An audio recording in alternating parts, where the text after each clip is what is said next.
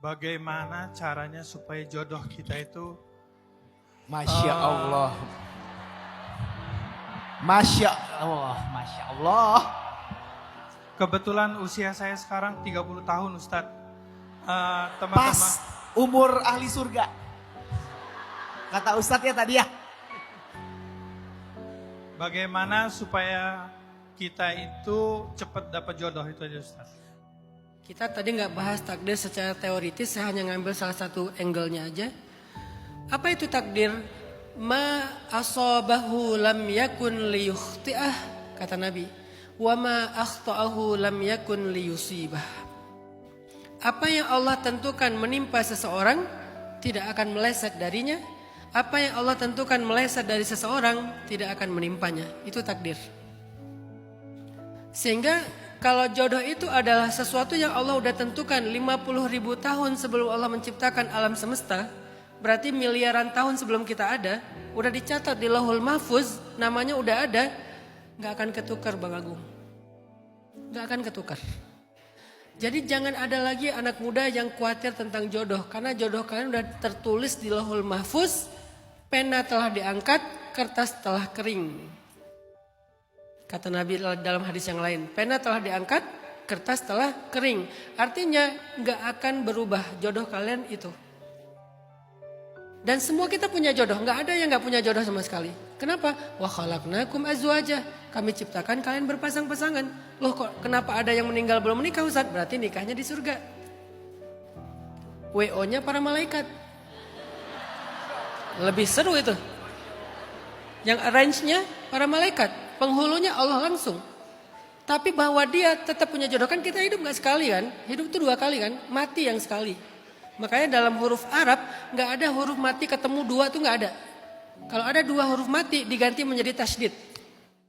Tapi kalau 2 huruf hidup ada. Kenapa? Filosofinya hidup itu 2 kali. Kematian itu yang cuma sekali. Karena kita hidup 2 kali gak harus juga di kehidupan pertama. Allah bisa memberikan di kehidupan yang kedua. Tapi bahwa semua orang akan punya pasangan pada akhirnya itu janji Allah. Sehingga gak usah khawatir tentang jodoh.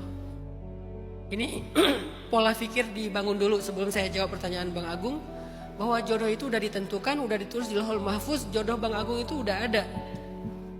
Dan gak akan ketukar. Gak usah khawatir. Mau Bang Agung gak kenal sama sekali, jauh dengan dia gimana pun pasti akan balik lagi. Walaupun misalnya kita jodohnya tuh di kutub di sana, kutub utara gitu ya, atau kutub selatan.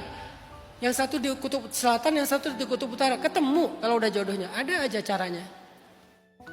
Gak usah khawatir. Kalau bukan jodoh kalian, wa ma akhta'ahu lam yakun liyusibah. Kalau bukan jodoh kita, ini bisa berlaku jodoh, bisa berlaku rezeki, bisa berlaku apa aja. Kalau bukan jodoh kita, gak akan menimpa kita. Jadi gimana pun kalian pacaran 20 tahun, bahkan udah pacaran sejak TK gitu ya. Kalau bukan jodoh gak akan jadi. Gak akan jadi. Kalau gitu ngapain pacaran? Coba ngapain pacaran? Pacaran itu pilihannya cuma 2. Pertama, patah hati. Kalau kalian pacaran dengan jodoh orang lain, berarti siap-siap patah hati. Nggak mungkin jadi jodoh kalian. Kenapa? Emang ditulisnya jodoh orang lain. Kalau kalian pacaran dengan jodoh kalian, berarti kalian mengawali sesuatu yang baik dengan cara yang tidak baik. Padahal nggak pacaran pun tetap ketemu dia. Ngapain pacaran? Kalau bukan jodoh, ngapain sih kalian menafkahi calon istri orang lain? Beliin hadiah ulang tahun, traktir makan, ini itu segala. Habis modal buat calon istri orang, rugi. Rugi banget kan ya? Kita ngemodalin untuk calon istri orang, ngebahagiain calon istri orang sebelum dia menikah. Rugi banget.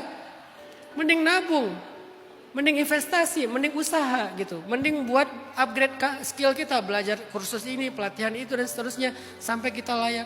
Jadi pacaran itu nggak mendekatkan jodoh. Nggak pacaran tidak menjauhkan jodoh. Karena jodoh takdir. Nah sekarang pertanyaannya gimana cara, kalau bahasa Bang Agung gimana cara cepat. Wah ini pakai cara instan ini. Gimana cara cepat mendapatkan jodoh.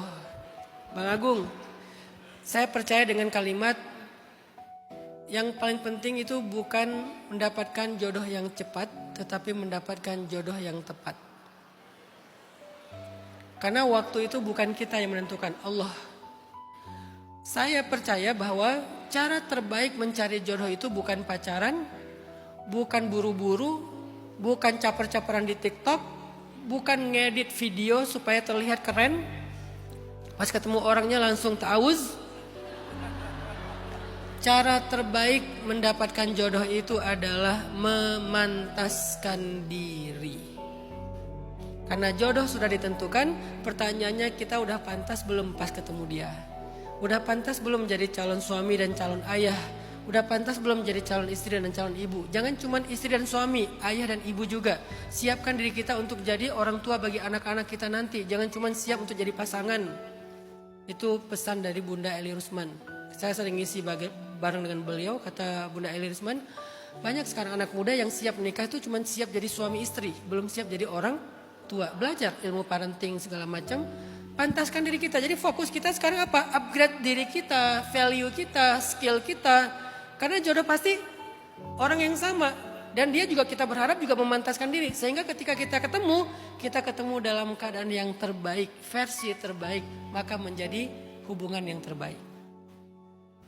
Jadi nggak ada tips mempercepat jodoh, yang ada tips memantaskan diri untuk ketemu jodoh. Belajar jadi pemimpin, belajar tanggung jawab. Kalau laki-laki itu pemimpin, tanggung jawab, mengayomi, mengalah terutama semakin baik. Tapi aura-aura Bang Agung ini aura-aura cowok yang suka ngalah nih.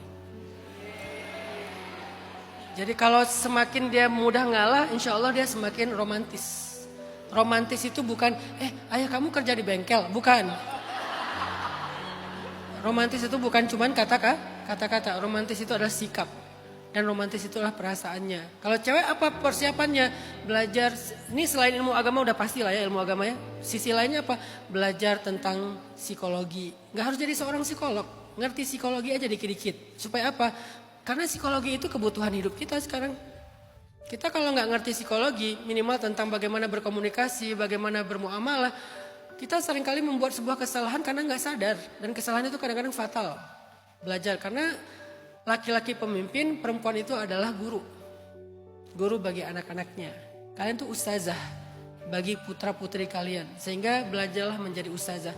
Kalau bisa anak-anak itu bisa ngaji di tangan kalian, jangan di tangan orang lain. Karena itu pahala jariah, rugi loh. Kalau mereka bisa ngajinya di tangan orang lain, pahalanya ngalir ke orang lain. Harusnya bisa ngaji minimal alif bata itu dari orang tuanya. Kalau nggak ayahnya ya ibunya, terutama ibunya. Nanti belajar dari Sayyidah Hajar. Karena Sayyidah Hajar itu berhasil mendidik Ismail. Karena Ibrahim jauh